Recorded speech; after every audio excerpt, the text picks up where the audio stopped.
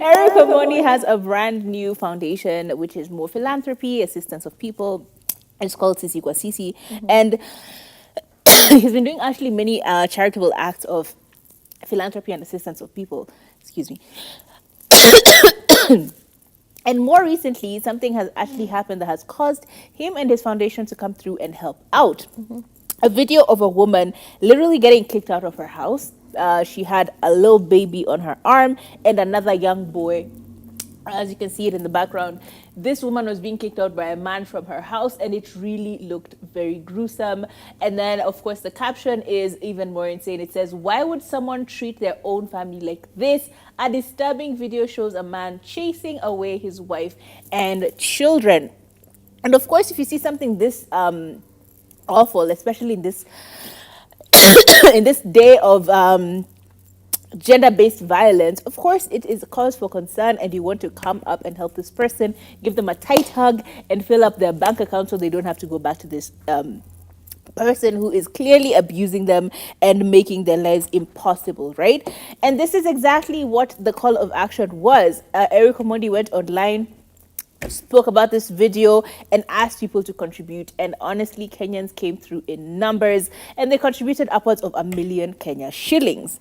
Now, all this money was sent to a particular phone that was owned by this woman. But very quickly after investigation or doing their due diligence, his team and Eric Omondi found out that this woman was actually faking it. None of this was true. The man you see in the background who was chasing her out is actually a paid actor, for lack of better words. He's a friend, an acquaintance who was asked to play the part of abusive husband kicking out wife, right?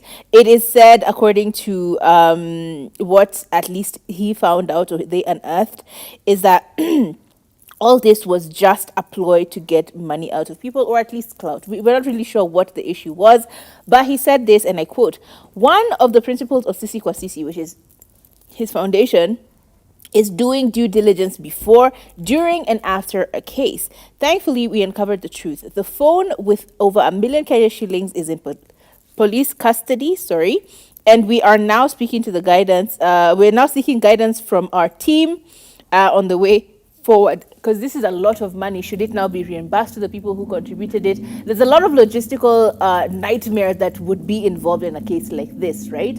But honestly, can you imagine someone actually going to the point of using this kind of vile footage to deceive people? For me, it's just, it is so,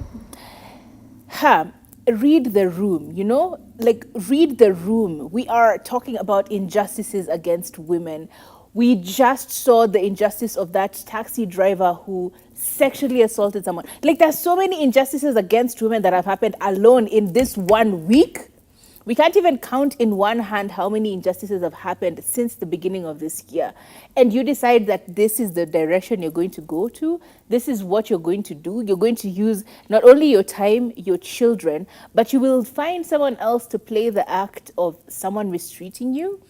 For me, it's very tone deaf. Like, people need to do better. You can't, this is not what you use for clout. Like, don't use this for clout or for financial assistance. Don't use this kind of messaging for the thing that you want to plummet you into the stratosphere of the internet. It is just wrong. It is foul. We're glad that they did conduct due diligence, because honestly, imagine this. Someone who actually needs help is now going to be tupo kwa chini because you cried wolf. So sad. If the people I have zero respect for, it's just people who do fraud. Because this is plain It is wire fraud, yeah. Because you came up with a plan. You know, every decision was so well thought out. You came up with a plan. You tested the plan. You probably even did like 3 takes of said video before it was posted anonymously.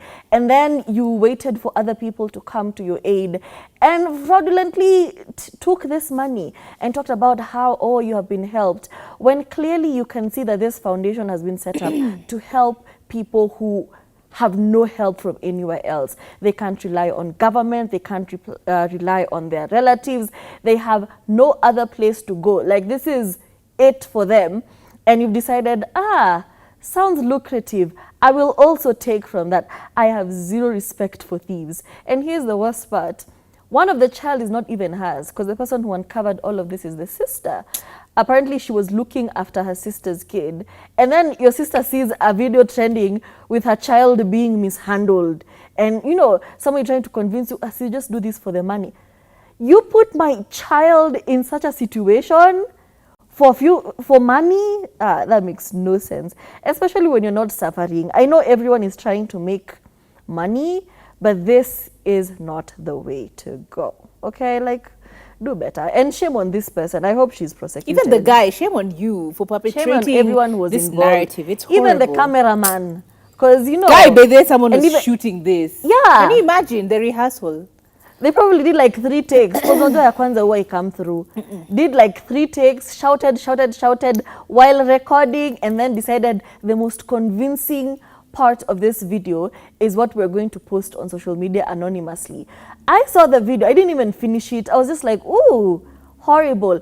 And then you use that to get money out of Kenyans. Even the framing, this is direction, because alikuwa anajificha nyuma ya nguo kwa hanging glide. This is wrong. Crazy.